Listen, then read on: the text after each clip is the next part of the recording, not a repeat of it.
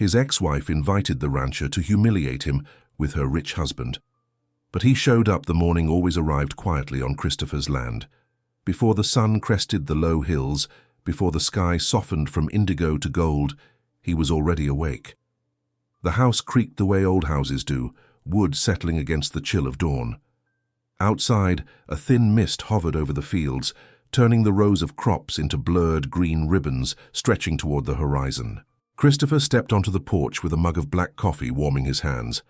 The air smelled like soil and dew and something honest.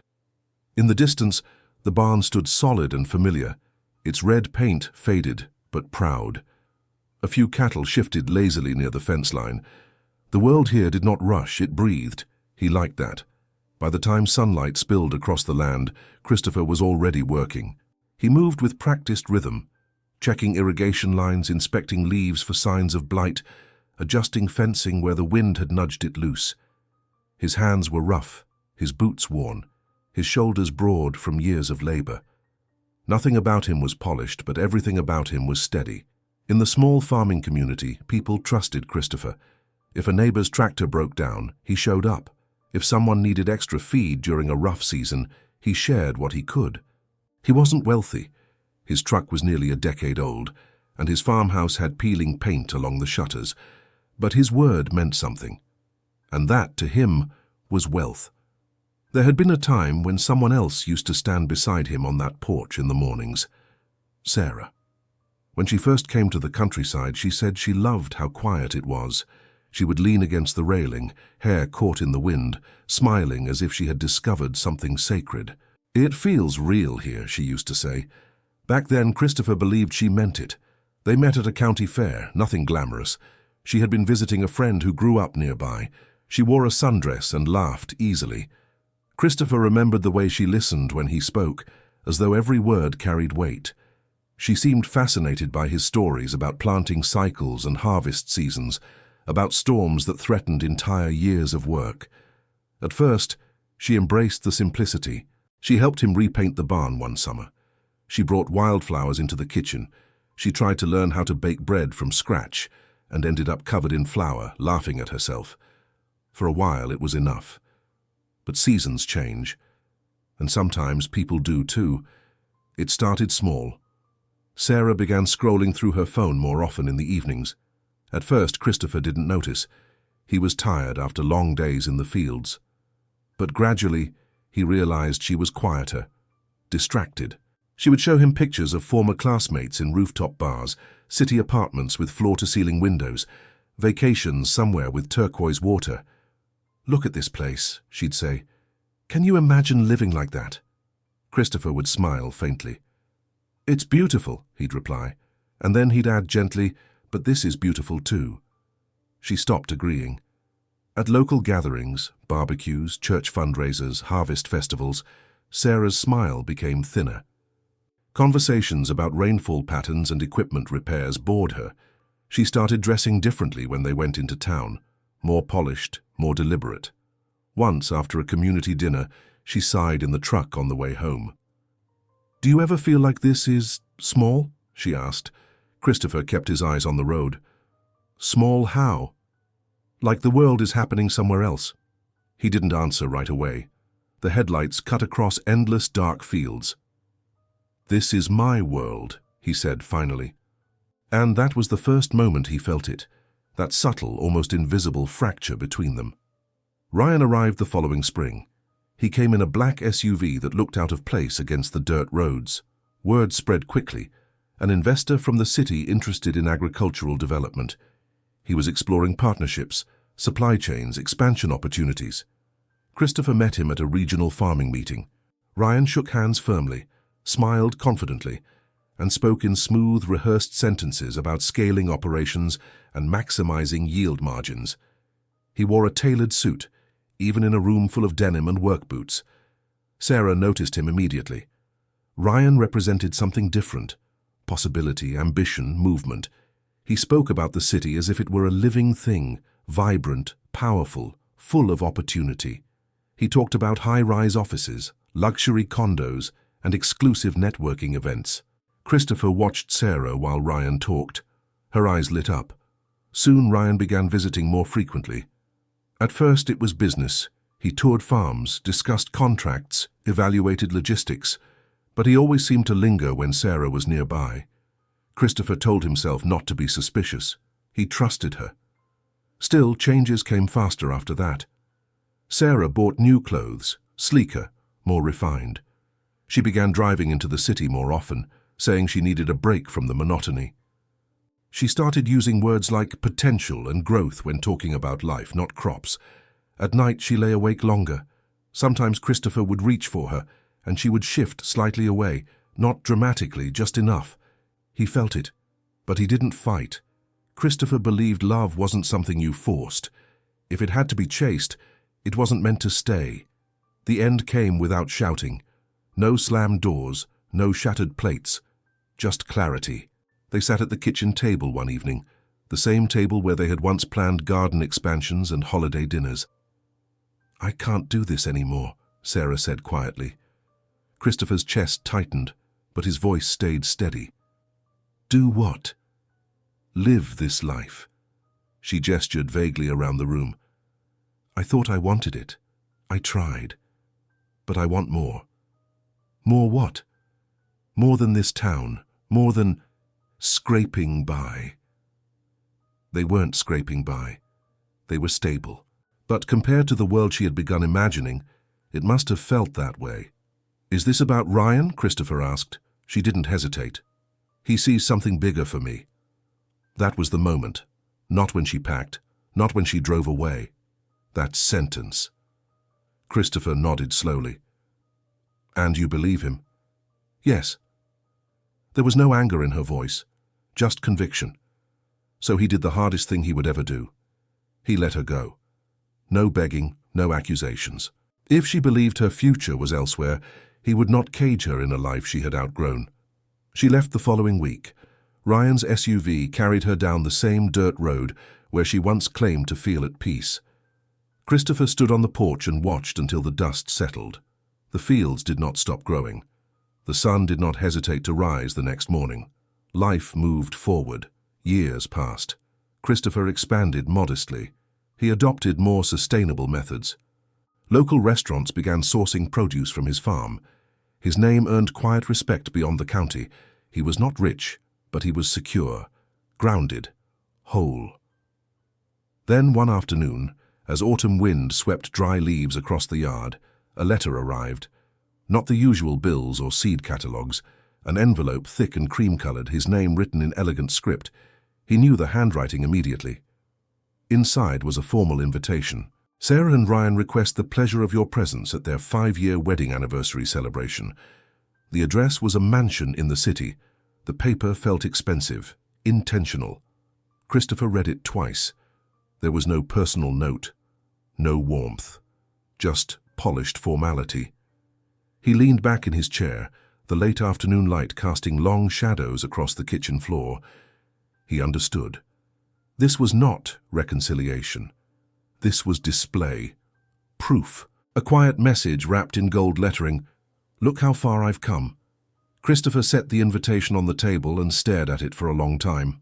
Outside, the wind rustled through dry corn stalks. The world remained steady, but something inside him shifted. Not anger, not bitterness, something quieter. A decision forming slowly in the silence. Would he go? He didn't answer the question aloud, but his eyes no longer looked uncertain. The envelope stayed on Christopher's kitchen table for 3 days. He didn't move it, didn't hide it in a drawer, didn't throw it away. It sat there like a quiet challenge. Each morning, sunlight from the east window stretched across the table and touched the cream-colored paper, as if illuminating a decision he hadn't yet made. He told himself he didn't need to go. There was no obligation, no unfinished argument, no apology waiting for delivery. But every time he passed the table, his eyes drifted toward it, and every time memories followed. Sarah's laughter drifting across the fields on a summer evening, the way she used to run ahead of him down the dirt path just to make him chase her, the softness in her voice when she once said, "Promise me we'll always stay this close." Then another memory would rise, colder. Her suitcase by the door, the stillness in her eyes, the finality in her tone. "He sees something bigger for me." Christopher would blink and the kitchen would return. The present, the hum of the refrigerator, the steady tick of the clock. The farm did not pause for nostalgia. There were crops to inspect, contracts to review, deliveries to prepare. In the years since Sarah left, Christopher had poured himself into his work, not as an escape but as devotion, and the farm had grown, not dramatically, not in a way that demanded headlines, but steadily. He had shifted to organic methods long before they became popular. He invested in soil health, rotated crops carefully, built relationships instead of chasing scale. Slowly, word spread beyond the county. A chef from the city visited one season, impressed by the quality of his produce. Then another. Now twice a week a refrigerated truck collected carefully packed crates of heirloom tomatoes, specialty greens, and heritage root vegetables bound for upscale restaurants downtown. Christopher didn't advertise it. He didn't boast. But he knew what he had built. It wasn't flashy wealth, it was respected stability. On the fourth day, he carried the invitation with him into town. The local feed store buzzed with quiet conversation when he stepped inside. News traveled quickly in small communities, and someone had already seen the elegant envelope when it arrived with the mail. "Christopher, old mister," Dawson called from behind the counter. "Heard you got yourself a fancy city invite." Christopher gave a faint smile. "Looks that way." A few heads turned. "You gonna go?" someone asked. He shrugged slightly. "Haven't decided." Mrs. Carter, who had known him since he was a boy, folded her arms. "You don't owe her anything." "She left," another man muttered. "Let her keep her parties." But not everyone agreed. "You know," said Luke, a younger farmer leaning against a stack of seed bags, "might be good to show them what they lost." Christopher's expression didn't change. "It's not about showing anyone anything." The group fell quiet at that. He paid for his supplies and stepped back into the afternoon sun. The town felt as it always did, unhurried, grounded, predictable. The city invitation felt like a different world pressing against the edges of it. That evening he sat on the porch as the sky faded from orange to deep blue. He turned the envelope over in his hands. He imagined walking into that mansion, imagined Sarah's expression, imagined Ryan's smile. Was he ready for that? A breeze moved across the fields, bending tall stalks in a single direction before releasing them again. Christopher exhaled slowly. He wasn't going for pride. He wasn't going for revenge. He was going because something inside him refused to remain unfinished. He needed to see her again, not to reclaim her, not to compete, but to confirm what he already suspected, that he had not been the one who lost. The decision settled in quietly. He would go. Preparation began without ceremony. Christopher owned one suit, a charcoal grey one he wore to weddings and funerals. It wasn't expensive, but it fit him well. He had it tailored years ago after saving carefully for the adjustment. He retrieved it from the back of his closet and brushed it off. He polished his old leather shoes until they reflected a muted shine. The leather carried faint creases from time, but they were clean, honest. He trimmed his beard, pressed his shirt. There was no dramatic transformation. He did not try to look like someone else. He simply chose to present himself as he was. The morning of the celebration, he woke before dawn, as always. He fed the animals, checked the irrigation, gave final instructions to his assistant who would oversee the weekend deliveries. "You sure about this?" the young man asked, leaning against the barn door. Christopher nodded once. "It's just a party." But they both knew it wasn't. The drive to the city took nearly 3 hours. As farmland gradually gave way to highways, Christopher felt the landscape shift beneath him. Fields turned into billboards. Open sky narrowed between overpasses. Traffic thickened. Glass towers pierced the skyline ahead, catching sunlight like blades. Luxury cars glided past him effortlessly. His truck, freshly washed but undeniably practical, felt increasingly out of place among sleek sedans and polished SUVs. He kept driving. The address led him to a gated neighborhood lined with manicured hedges and sculpted trees. Security stood at the entrance. When Christopher gave his name, the guard glanced briefly at a list, then nodded and waved him through. The mansion rose at the end of a curved driveway, illuminated by golden exterior lights, even though dusk had barely settled. Valets in crisp uniforms moved efficiently, opening doors, collecting keys. Christopher stepped out of his truck. For a brief moment, one of the valets hesitated, just a flicker of surprise at the modest vehicle. But Christopher handed over the keys calmly, as if nothing about this felt unusual. Inside, music drifted through tall windows. Laughter spilled onto the marble steps. He straightened his jacket, then walked in. The interior was everything the countryside was not. High ceilings, crystal chandeliers, polished floors that reflected every movement, guests clustered in small groups, champagne glasses in hand. Dresses shimmered, watches gleamed. Conversation slowed as he entered. Whispers began almost instantly. "Who is he? Do you know him? He doesn't look like—" Christopher ignored the murmurs. He had walked through harsher weather than this. Across the room, near a grand staircase wrapped in white roses and gold ribbon, Sarah stood beside Ryan. She looked different, more refined, more styled. Her dress was elegant, fitted perfectly. Diamonds rested lightly at her throat. For a second, Christopher saw the girl from the county fair. Then she saw him, their eyes locked across the room. Her smile, carefully constructed, socially flawless, froze. Not dramatically, just a flicker. A crack too small for most people to notice, but Christopher noticed. Ryan followed her gaze. His posture shifted almost imperceptibly, assessing. The music continued. Laughter resumed. But something had changed in the air. Christopher stepped fully into the party, and in Sarah's expression, beneath the polish and poise, there was something unexpected. Not triumph, not amusement, something closer to uncertainty. As if, for the first time that evening, she wasn't entirely sure how this story was going to unfold. The room never fully recovered from Christopher's entrance. It tried to. Music swelled, champagne continued to flow, laughter resumed in careful bursts. But beneath the polished surface of the evening, something subtle shifted, like a hairline crack spreading across glass. Ryan recovered first.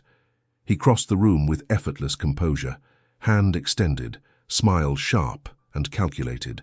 "Christopher," he said smoothly, "I'm glad you could make it." His grip was firm. "Testing." Christopher returned it evenly. "Thank you for the invitation." Sarah stepped forward, air-kissing his cheek in a gesture that felt rehearsed for an audience. "It's been so long," she said brightly. "Everyone, this is Christopher. We grew up together." Grew up together. Not we were in love. Not we built something once. Just a small-town footnote. A few guests nodded politely. Others scanned him discreetly. His suit, his shoes, the way he stood. Not dismissive outright, just measuring. "So," one man said casually, swirling his drink, "you still out there, farming?" The pause before the last word was almost imperceptible. Christopher smiled faintly. "Yes." Ryan chuckled lightly. Christopher's always preferred the quiet life. Not everyone's built for the pace of the city. It sounded harmless. It wasn't. Sarah tilted her head sympathetically. He always loved keeping things simple. That was kind of his thing. Kind of his thing. Christopher felt the weight of their framing, like he was a former hobby, a chapter she'd outgrown. But he didn't rise to it. "I do value simplicity," he said calmly. "It makes it easier to see what actually matters." A few eyebrows lifted at that. Dinner was announced soon after, and guests moved toward a long table dressed in white linen and gold accents. Crystal glasses caught the light like tiny prisms. The centerpiece stretched nearly the length of the table, orchids and roses flown in from somewhere expensive. Christopher found himself seated halfway down, not at the center, but close enough to remain visible.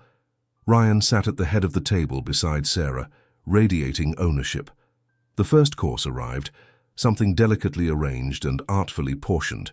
Conversation buzzed in fragments, market fluctuations, international travel, investment portfolios. Christopher listened more than he spoke. "Tell me," a woman across from him said, studying him with polite curiosity, "what exactly does modern farming look like these days? I imagine it's all machinery now." There it was. The moment. Sarah leaned slightly back in her chair, as if bracing for embarrassment. Ryan took a sip of wine, watching. Christopher set down his fork. "It depends on the farm," he began. His tone was steady, conversational. "I focus on regenerative practices, soil health first, crop rotation, minimizing chemical dependency. It's slower but stronger long-term." The woman blinked. "Regenerative?" "Yes. The goal isn't just yield, it's sustainability. If the soil survives, everything else does too." A man further down the table leaned in. "Isn't that less profitable?" "Short-term sometimes," Christopher admitted, "but when drought hits, and it always does eventually, healthy soil holds moisture better. That can mean the difference between losing everything and surviving the season." The table quieted slightly. He continued, not passionately, not defensively, just honestly. "I've had years where rain didn't come when it should have. Years where pests nearly wiped out entire sections. You learn patience. You learn humility. You learn that control is mostly an illusion." Ryan shifted in his seat. "And yet," Christopher added gently, "we still feed people. Every week. Families I'll never meet. That matters to me." There was no bravado in his voice. Just conviction. The earlier smirk softened. A grey-haired man seated near the center of the table cleared his throat. He had been quiet all evening, observing more than speaking. "You supply restaurants, don't you?" he asked. Christopher nodded. "A few in the city." The man leaned back, intrigued. "Which ones?" Christopher named two well-known upscale establishments. Recognition flashed around the table. "I know the owner of one of those," the man said slowly. "They pride themselves on ethical sourcing." "They do," Christopher replied, "and they pay fair prices. It's a partnership." The man smiled faintly. "I invest in sustainable agriculture startups. Most of them talk well. Few of them actually understand the land." A pause. "You do." The compliment landed gently but audibly. Ryan's jaw tightened almost imperceptibly. Another guest laughed softly. "I have to admit," she said, "sometimes I envy that kind of life. Knowing what your work actually produces. All I create are spreadsheets." A ripple of quiet amusement followed.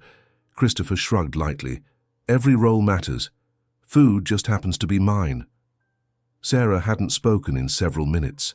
Her expression was no longer polished. It was searching. She had expected defensiveness, maybe discomfort, maybe an awkward silence that confirmed she had made the right choice. Instead, Christopher looked entirely at ease, not intimidated, not impressed, just grounded. Ryan set his glass down more firmly than necessary. "Well," he interjected smoothly, "farming is admirable, but scaling impact, that's where real influence lies. Expanding operations, entering global markets, multiplying revenue streams, that's how you change the world."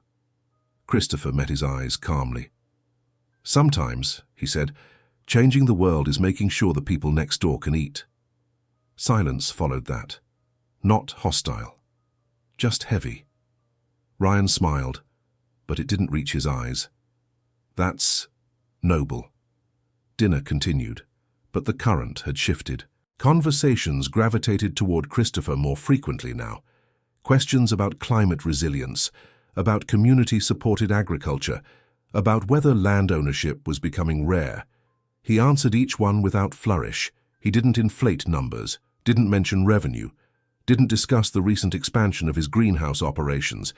He didn't need to. The authenticity did the work for him. Sarah watched as people who had barely acknowledged him at the start of the evening now leaned toward him with genuine curiosity, watched as Ryan's dominance subtly eroded, not dramatically, but perceptibly. And for the first time since Christopher arrived, uncertainty flickered openly across her face. Dessert was served, champagne refilled. Ryan stood to propose a toast. The room quieted immediately. "To 5 years," he began, raising his glass, "of partnership, ambition, and growth. To building a life that reflects our highest potential." Applause followed. He smiled at Sarah, who lifted her glass beside him. But before they could drink, The grey-haired investor stood unexpectedly. "If I may," he said, voice carrying easily. The room stilled again. He turned slightly, not toward Ryan, not toward Sarah, toward Christopher. "I've attended many gatherings like this," the man said, "celebrating success, achievement, expansion." He paused. "But tonight, I was reminded of something simpler." He raised his glass higher. "To living authentically," he said clearly, "to building something real, and to the kind of quiet strength that doesn't need to announce itself." His eyes rested on Christopher. "To you." For a heartbeat, no one moved. Then several guests lifted their glasses as well. "To authenticity. To real work. To that." The sound of crystal touching crystal echoed softly through the room. Christopher hesitated only a second before lifting his own glass in acknowledgement. He didn't smile broadly. He didn't bow his head in false modesty. He simply accepted the gesture. Across the table, Sarah's face had gone pale. This wasn't how the evening was supposed to unfold. This wasn't the narrative she had imagined. Christopher wasn't diminished. He wasn't small. He wasn't out of place. He was, impossibly, respected. And in that moment, surrounded by gold accents and curated perfection, the most grounded person in the room was the one she had once left behind. The music resumed. Conversation picked up again. But something irreversible had happened. The humiliation she had orchestrated had inverted, and Sarah knew it. The applause faded, but its echo lingered in the air. Sarah felt it in her chest. Not the sound itself, but what it meant. Christopher stood among her guests, her world, without shrinking, without competing, without trying to reclaim anything, and somehow that unsettled her more than anger ever could have. The music resumed, softer now. Conversations fractured into smaller circles. Ryan was pulled aside by two men discussing a potential partnership. He laughed smoothly, regaining composure, slipping back into his element, but his eyes flicked toward Christopher more often than before. Sarah set her glass down. "Excuse me," she murmured to no one in particular. She moved through the room with practiced elegance, but her heartbeat felt uneven. She found Christopher near a set of tall glass doors overlooking the illuminated garden. For a moment, she just stood there beside him. The city lights reflected faintly in the glass. Beyond it, the manicured lawn looked perfect, controlled, designed. "You didn't have to come," she said quietly. Christopher kept his gaze forward. "I know." "Then why did you?" He turned to face her fully now. There was no accusation in his expression, no triumph. "I didn't want the last image I had of us to be you driving away." The words settled between them. Sarah swallowed. "You think I invited you to hurt you," she said, attempting lightness. It didn't land. Christopher didn't answer immediately. "You wanted to show me something," he said gently. "I just don't think it was what you expected." Her jaw tightened slightly. "You don't understand what it's like," she said. "Feeling stuck. Feeling like your life is already decided before you've even seen what else exists. I never wanted you to feel trapped." "I know," her voice softened. "That's the problem." He waited. She exhaled slowly, and for the first time that evening, the polished version of her slipped. "I thought money would make me feel secure," she admitted. "I thought if I lived in a place like this, surrounded by success, I'd finally feel certain." She gestured vaguely toward the chandeliers, the marble floors, the curated perfection. "And does it?" Christopher asked. She hesitated. "Sometimes," she said. Then quieter. "But it's loud here, always loud, always moving.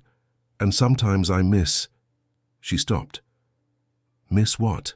he asked softly. "Who I was back then." The confession hung fragile between them. "I used to laugh more," she continued. "I used to believe simple things were enough." Christopher studied her face, not searching for weakness, not savoring regret, just listening. "You made the best choice you could with what you wanted at the time," he said.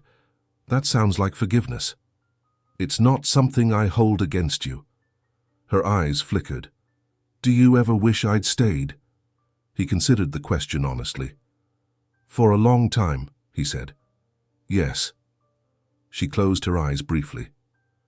"But not anymore." That one hurt. Not because it was cruel, but because it was true. He wasn't reaching for her. He wasn't offering to rewind the clock. He wasn't asking her to reconsider. He stood there whole. "I didn't come here to compete," he said quietly. "And I didn't come to prove anything. I came to see whether I still carried resentment." "And do you?" she asked. He shook his head once. "No."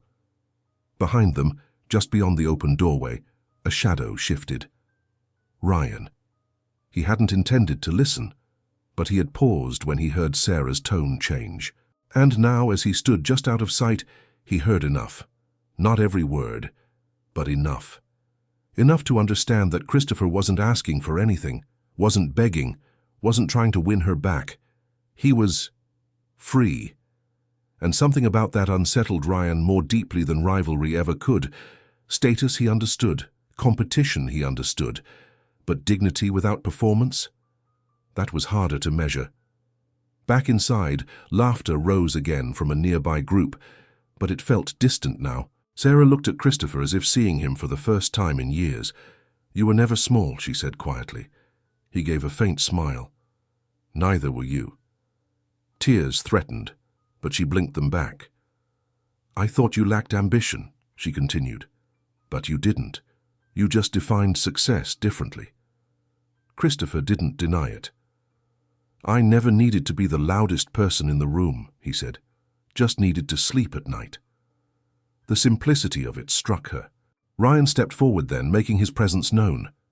"Everything all right?" he asked, tone controlled. Christopher met his gaze evenly. "Congratulations on 5 years." Ryan held his eyes for a second too long. "Thank you," he replied. There was no hostility in Christopher's stance, no challenge. That made it worse. For the first time, Ryan felt something he hadn't expected to feel tonight.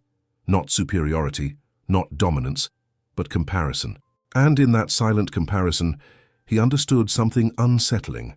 Money could command attention. It could build houses, host parties, curate admiration, but it could not manufacture respect. That had to be earned. Christopher glanced toward the door. "I should head out," he said. "So soon?" Sarah asked, a trace of urgency in her voice. "I've seen what I needed to see." "And what's that?" He paused, then answered gently. "That we're both where we chose to be." He extended his hand to Ryan, a firm shake, calm. Then he turned to Sarah. "I hope you find what you're looking for," he said. It wasn't sarcastic. It wasn't bitter. It was sincere. And that sincerity felt heavier than accusation ever could. He walked out without looking back. The valet brought his truck around. The engine started with a familiar rumble. As he drove away, the mansion shrank in the rearview mirror, gold lights fading into the dark. The highway stretched ahead. Traffic thinned. Glass towers gave way to open stretches of road. Christopher rolled down the window slightly.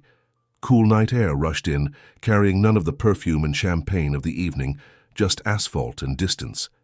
He felt something loosening inside his chest. Not triumph, not revenge, release. By the time the first hint of dawn began to lighten the sky, he was nearing the outskirts of his land. Fields emerged gradually from shadow. The horizon softened. The air grew quieter. He turned onto the familiar dirt road leading home. When he stepped out of the truck, the world was just beginning to wake. A thin line of gold broke across the horizon. Sunlight spilled slowly over rows of crops, over fences, over the barn. The land didn't applaud him. It didn't congratulate him. It simply existed, steady and real. Christopher stood there for a long moment, breathing it in. He had not won against Ryan. He had not reclaimed Sarah. He had not proven himself superior. He had done something quieter. He had faced the past without shrinking, and walked away without carrying it. The weight he once mistook for loss had dissolved into clarity. He was never poor in spirit, only in income, and income had never defined him. The sun rose higher, The day began. True wealth was dignity, true power was self-respect, true peace could not be purchased. And for the first time in years, Christopher felt completely, undeniably free.